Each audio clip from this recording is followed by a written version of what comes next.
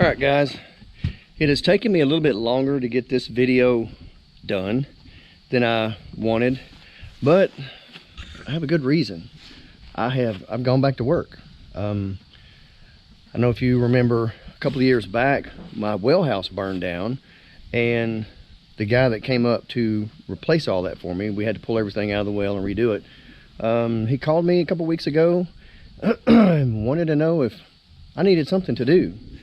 So we kind of talked it out, and it looks like I'm going to be working for him for quite a while. He has multiple drilling rigs for drilling water wells, and he can't be at two places at once, and he's covered up, and he's way behind. So he is training me to run one of his drilling rigs. I've been helping him, doing some of this pump work and getting things ready to go, and he's teaching me how to drill a well. I've never done any kind of water well drilling. I've worked in oil and gas for years, but this is something completely new. It's actually fun. I'm having a good time doing it. To me, this is not work. It's almost like playing. It's like a hobby. I'm just getting paid more money than I was to go to Alaska. So this might turn out to be a pretty good deal. So it's taking me a little bit longer to get these videos done. I'm still working on it little by little every day. April has more time here to work on stuff. So I'm gonna get back in here, see if I can get some of these cabinet doors knocked out. And I think it's time to start mowing a little bit too. So let's get in here and knock some doors out and move on to other projects.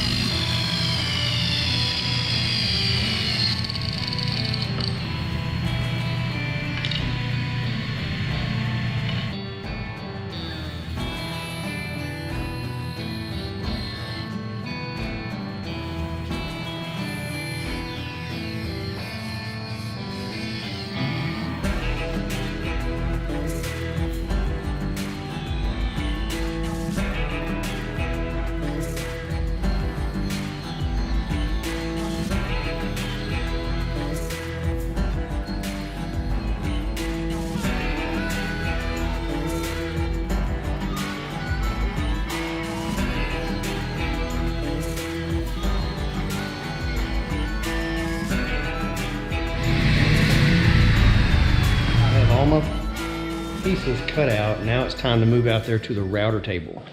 You can see all that I've got cut out here. That's all my rails and stiles for all of the rest of the cabinets, with the exception of the two big tall ones that's on either side of the stove, which are going to be pantry cabinets, and I just don't have the material. There wasn't enough. But you can see, once again, I have the router table set up, my little homemade jig here. It works. It's not pretty, but it does the job. Now I know I'm going to catch a lot of grief on my table saw etiquette. Fingers too close to the blade, I need to be using guards, and so on and so forth. I've been using this same table saw for 25 to 30 years. I grew up in a machine shop using old manual equipment that was built in the 30s and 40s that wasn't even designed with safety in mind, and B, any safety that was on it had been gone for 40 years. And you just learned to pay attention where your fingers are at all times, or you're going to lose them. I've never worked in a machine shop where somebody there wasn't missing a body part, whether it be an arm or hand or something. So it's just something that's been, I don't know. Everything that I do, I pay attention to where all my appendages are because I need them all. So yes, accidents can still happen, but I'm in a routine of doing something a certain way. If everybody knows that if you change your routine and start doing something different, that's when you get hurt. So this saw doesn't have any safety stuff on it. I've got some hold down attachments on here that also stops kickback. And that's it. Watch out where you put your fingers.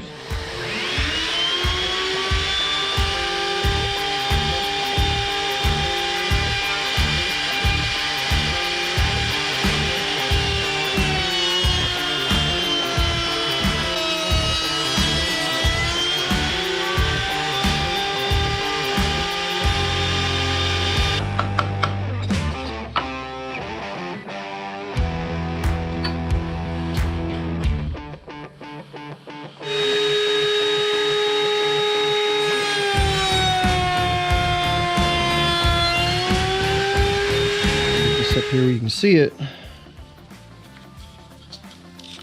fits pretty good. Just enough left for some glue. So I think we're set. Now I can run them through, get the ends done on all of them, and we'll be ready to start assembly.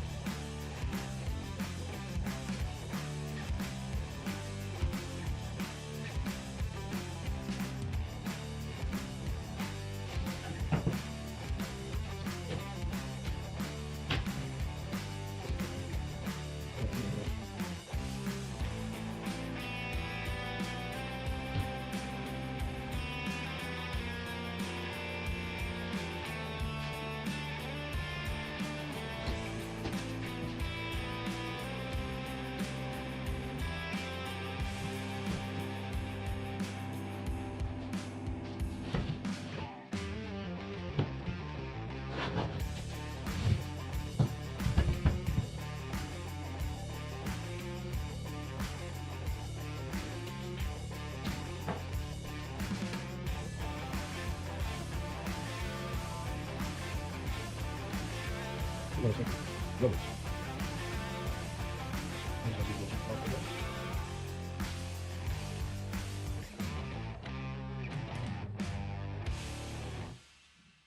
All right, guys, I have finished. I finished with all the cabinet doors. I've even pre-hung a couple just to see, make sure I had the right hinges, and of course I didn't. I had to order more hinges. The overlay was wrong, but this is kind of, I don't know, out of my wheelhouse. So, you know, a few mistakes were made, but that's okay. I can use the hinges somewhere else. I've started doing filling in some of the nail holes, sanding, getting everything smooth. I just didn't film all that. I mean, you guys know how to sand stuff. But I come in here in the evenings after I feed. I'm usually not even starting out here till 8:30, 9 o'clock at night. So I'm not setting up cameras. The bottom of the cabinets, down here, I'm not doing doors.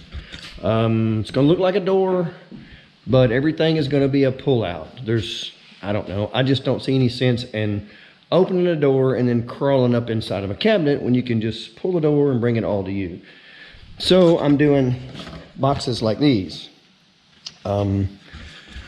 That'll be attached to what looks like a door. Pull it open, the whole cabinet comes out. So that's where I'm at with that. All of this stuff it's taking shape. It's just taking a while with me working every day. It's, you know, I have less time now than I used to. So, but I'm making progress. I need to order more undermount slides for the pantry cabinets. I'm just gonna put, those will be doors that open with multiple slides in them. Yeah, I'll get to that hopefully in a week or two. But that's where I'm at on all of this. You can see behind me, I've got a big mess. So I need to get all this cleaned up, and I need to go out here and check on all the baby goats. They're definitely growing, and they're all getting real curious. So I'm trying to find ways out. As you can see, most of these are just big old love hounds.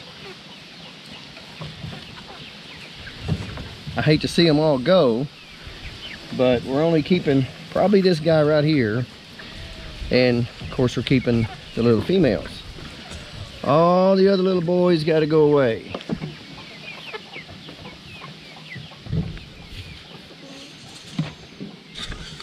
Don't be chewing on that.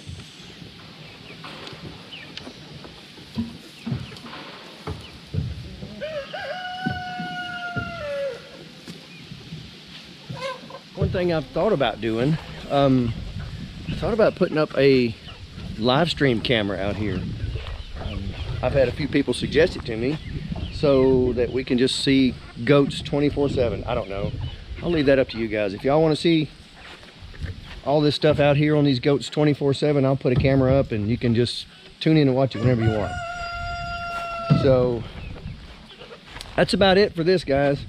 One more thing, I need to show the turkey pen. All right, guys, I've had a few people reach out and want to know how I built this little turkey pen. It's all just made out of 2x6s. Well, I say that the frame is made out of 2x6s. The outside we used how many did we use? We used 3 16-foot cattle panels and just attached them to the frame. I did run a 2x6 down the center for some support, and just use leftover hardware cloth for the door and the ends, and I came up 4 feet on the sides. That way anything trying to get into the sides, it can't reach through and grab a turkey. You know, coons will, regular chicken wire, a coon will just reach through there and grab something and pull it through and kill it. So I did hardware cloth up 4 feet, chicken wire over the top, and then covered it up with a tarp. That's it. There's nothing more to it than that. Get on the inside so you can see, oh, a little bit more. But that's all there is. I just used a bunch of zip ties to hold it all together. Anywhere that I was going to really need some support, I just used tie wire, baling wire, and that's it. But you can see the turkeys are growing. They're definitely getting big. So, and of course the mama hen, she's still in here. She's adopted them all. But that's it, guys. This thing's super simple to make. My cousin and I built this. Took us about 4 hours and we were finished. So it's nothing fancy, but it's sturdy. It'll shed the snow. They have plenty of ventilation in here. So that's it, guys. I'm going to end this one right here. I need to get them some water. Goats need water. Pigs need food. You know, all the fun stuff. So I will see y'all on the next one.